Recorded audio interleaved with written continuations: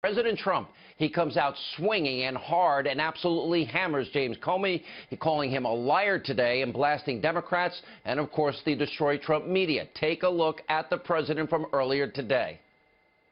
No collusion, no obstruction.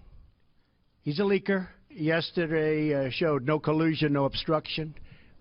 We are doing really well. That was an excuse by the Democrats. Frankly, James Comey confirmed a lot of what I said, and some of the things that he said just weren't true. Who would like to ask? Should I take one of the killer networks that treat me so badly as fake news? And did he ask for a pledge of loyalty from you? That's another thing he said. No, he did not. So he said those things under oath. Would you be willing to speak under oath to give your version of those events? 100%.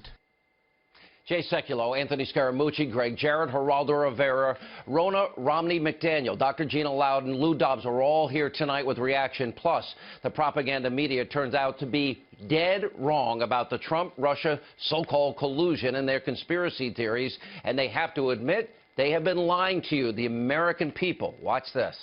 The assumption of the critics of the president, of his pursuers, you might say, is that somewhere along the line in the last year, the president had something to do with colluding with the Russians, something to do with the helping hand, encouraging them, feeding their desire to affect the election in some way. Some role they played, some conversation he had with Michael Flynn or Paul Manafort or somewhere. And yet what came apart this morning was that theory. Now, we'll have much more on the massive media credibility crisis later tonight. But first, former FBI Director J. Edgar Comey has been exposed for what he really is, a snake who has slithered his way through Washington, D.C. and the swamp for decades. That is tonight's important opening monologue. All right, so as we learned from his testimony, James Comey is a cunning, calculated, manipulative, and self-serving political operative who is out for revenge after getting fired by President Trump for his disgraceful behavior as the head of the FBI. Now, tonight, we're going to lay out Comey's possible criminal conduct and the many double standards. Now, after testifying under oath that the president, members of the Trump administration, never asked him to stop the Russia investigation, James Comey still claimed that an alleged conversation with President Trump about Lieutenant General Michael Flynn left him so troubled, which prompted Democrat Dianne Feinstein to ask this very important question. Why didn't you stop and say, Mr. President, this is wrong. I cannot discuss this with you? It's a great question. Maybe if I were stronger, I would have. I was so stunned by the conversation that I just took it in. Maybe if he was stronger, he would have said no. That is just pathetic. What a pathetic excuse. Does anyone actually believe that? Now, keep in mind, Comey and his allies in the Washington, D.C. swamp, they have for decades created an image of the former FBI director as a champion of justice and a beacon of truth. Now, that explanation from Comey, that proves everything that you've been told about him is a farce. Now, the guy plays politics better than most politicians in D.C. And here's another thing. If Comey was so concerned about the president and told the Attorney General, Jeff Sessions, oh, he didn't want to be left alone in the room with him, he's afraid, then why did Comey then take the president's calls after this allegedly had happened?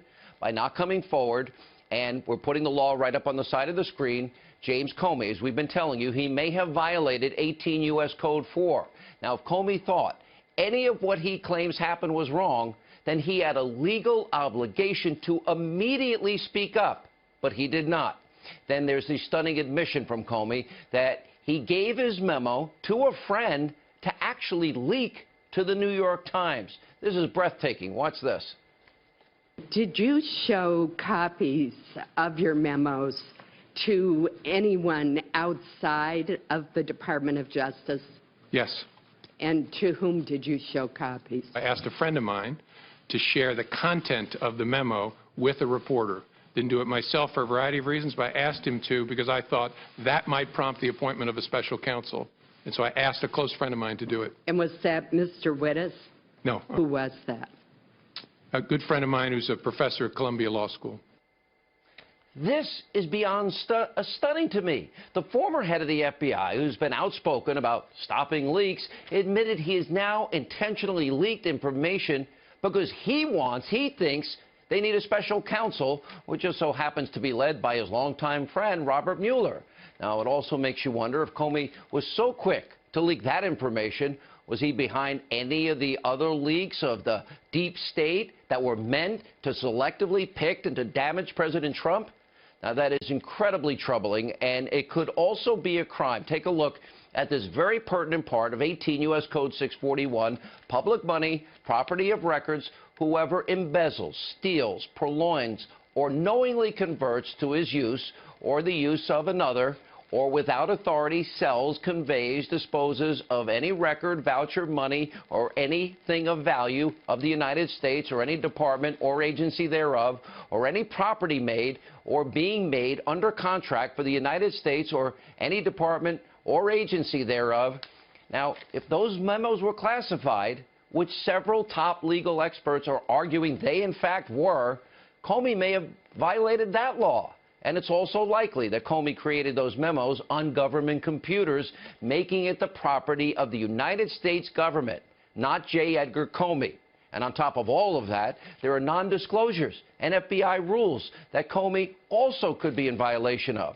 And finally, Comey may have lied under oath about the Hillary Clinton email investigation. Now, take a look at what he said under oath back in July of 2016. This is important. We did not find evidence to indicate that they did the erasure to conceal things of any sort. We didn't find any evidence of evil intent, an intent to obstruct justice there. No intent. The email server in a bathroom closet of a mom-and-pop shop with top-secret special access program information. Really? Is that where it belongs? No intent?